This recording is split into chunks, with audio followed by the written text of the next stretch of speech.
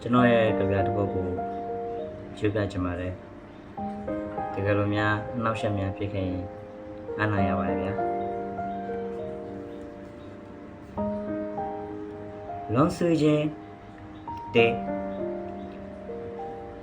ငါနှလုံးခုန်တဲ့ဟာစီးချက်မမှန်တော့ငါအုံနောက်ရဲ့စားခဲ့ပြားတွေဟာမလုံးမလုံးကြေခွဲခြင်းမတရားများစွာရှိသောနေ့တစ်နေ့ဖြစ်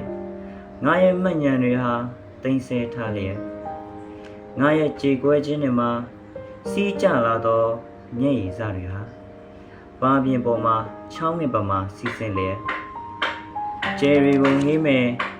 မိန်ပြပြကောင်းရင်ကိုငေးမယ်ကြေမွပျက်စီးနေတဲ့ငှားနိုင်ငံလေးရဲ့အတိတ်ကိုလွှမ်းမယ်